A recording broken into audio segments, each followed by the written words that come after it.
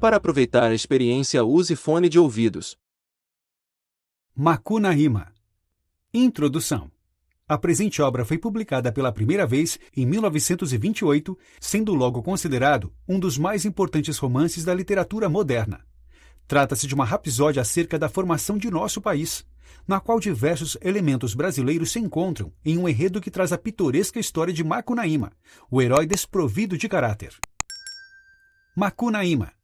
Macunaíma é apresentado aos leitores como legítimo filho da noite e do medo. Até a idade de 6 anos, ele não desenvolve a fala. Motivo: preguiça. Ainda na infância, brinca no mato com o Jiguê, a companheira de seu irmão. Quando a família de Macunaíma passa fome, o nosso herói consegue obter alimentos que a mãe insiste que devem ser divididos com seus irmãos. Como não deseja compartilhar sua comida, ele a faz desaparecer. Maioridade. Essa atitude motiva sua mãe a expulsá-lo de casa. Embrenhado no mato, Macunaíma desabafa com a cotia, que, compungida, transforma-o em adulto e o envia de volta ao lar materno. Durante uma caçada, o herói abate uma veada que acabara de parir. Ao se aproximar do animal, percebe que ela era, na verdade, a sua mãe. Então, junto a Maanap e Jiguê, seus irmãos, Macunaíma parte para viver no mato. Si, mãe do mato. Ao encontrar Si, a mãe do mato, Macunaíma sente um grande desejo de chamá-la para brincar. Indignada com o atrevimento, Si, uma poderosa guerreira, o espanca até que seus irmãos intervêm e juntos conseguem a dominar. Macunaíma torna-se então o imperador do Mato Virgem e engravida Si.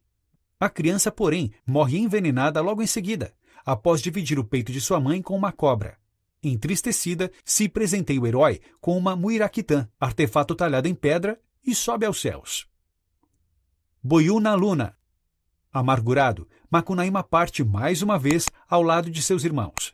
Depara-se ao longo do caminho com Capei, monstro que o derrota e toma sua muiraquitã. Depois de um certo tempo, o herói fica sabendo por meio de um pássaro que seu talismã foi vendido para Venceslau Pietro Pietra, um rico fazendeiro de origem peruana que vivia em São Paulo. Sem pensar 2 vezes, os irmãos rumam a São Paulo em busca do precioso artefato. Piaimã. Para chegar a São Paulo, eles descem o rio Araguaia em uma embarcação repleta de cacau, a moeda vigente na época.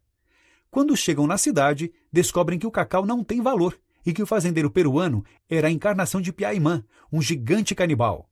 Macunaíma se dirige à Rua Maranhão, onde residia o gigante, a fim de reaver a muiraquitã. Todavia, ele é assassinado pelo gigante, que o corta em pedaços para que possa ser cozido e preparado em uma polenta. Não obstante, seus irmãos conseguem revivê-lo. A Francesa e o Gigante. Após o fracasso inicial, Macunaíma se traveste de mulher francesa para enganar o Piaimã. Entretanto, o gigante propõe um inusitado acordo. Se a francesa concordar em brincar com ele, devolveria a muiraquitã. Temendo ser descoberto, Macunaíma foge do monstro, percorrendo para isso o território nacional. Macumba. Depois desse segundo fracasso, nosso herói decide ir ao Rio de Janeiro em busca de um terreiro de macumba. Nesta cidade, ele pede a Exu que maltrate o gigante. Obtendo os favores da entidade, Macunaíma consegue dar uma sova no gigante. Vei, a Sol. Ainda no Rio de Janeiro, o nosso herói vivencia outras aventuras. Em uma delas, se encontra com Vei, a deidade feminina do Sol. A deusa desejava que Macunaíma desposasse uma de suas filhas, pedindo-lhe que se furtasse de brincar com outras. O herói se compromete com isso. No entanto, quando se encontra sozinho, não resiste aos encantos de uma moça portuguesa e começa a brincar com ela. Carta para as Icamiabas. Regressando a São Paulo, Macunaíma envia uma carta solicitando dinheiro das Amazonas. Na missiva, relata o tipo de vida que está levando na cidade e conta a respeito das mulheres que aceitam brincar com ele por dinheiro. Escrita em linguagem formal, a carta funciona como uma espécie de crítica aos paulistanos que falam de um modo e escrevem de outro. Pauí Podoli. Graças à surra que levou, Piaimã está convalescente e, assim, se deita sobre a muiraquitã para escondê-la. Macunaíma, não tendo meios de recuperar o talismã, resolve se concentrar no estudo das línguas faladas em São Paulo. A velha Seiuci. Para tapear seus irmãos, Macunaíma relata ter visto pegadas de caça em pleno centro da cidade de São Paulo. Ingênuos, os irmãos caem na tramóia e se colocam diante da bolsa de valores, esperando a caça aparecer. Essa atitude gera uma tremenda confusão e a polícia intervém, mas não consegue prender o nosso herói. Mais tarde, ele decide pescar no mesmo local que Seiusi, a esposa do gigante, que também era comedora de gente. Ela consegue aprisionar Makunaíma e o leva para servir de jantar. Makunaíma consegue escapar graças à filha de Seiusi e, antes de fugir, brinca com a menina. Enfurecida, a gigante o persegue sem sucesso por toda a extensão da América do Sul. Tec-Tec, Chupinzão e a injustiça dos homens. O fazendeiro peruano viaja à Europa com toda a sua família, deixando o herói sem a menor possibilidade de reaver a Muiraquitã.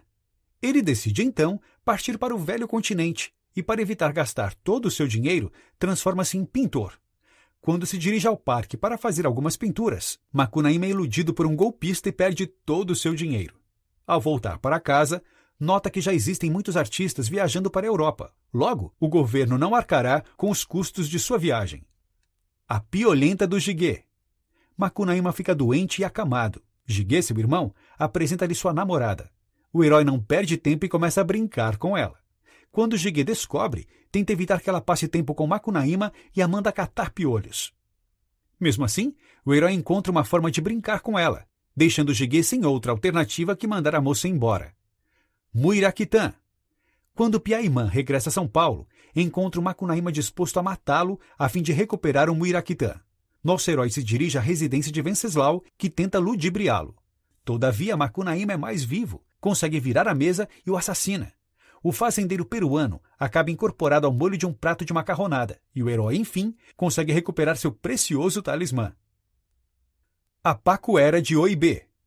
Makunaíma percorre, junto aos irmãos, o caminho de volta ao Amazonas. No meio do percurso, eles fazem uma parada, a fim de se encontrarem com Iriki, ex-companheira de Jigué. Após brincarem muito, Makunaíma se lembra de repousar em terra firme. O herói volta para a terra e se depara com um monstro. Ao fugir, encontra uma linda princesa e a leva até sua embarcação, deixando Iriki extremamente enciumada. Uriracoera.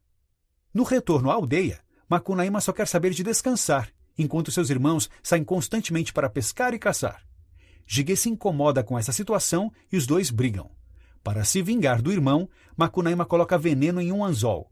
Jigué fica doente e começa a sumir, até se tornar apenas uma sombra envenenada.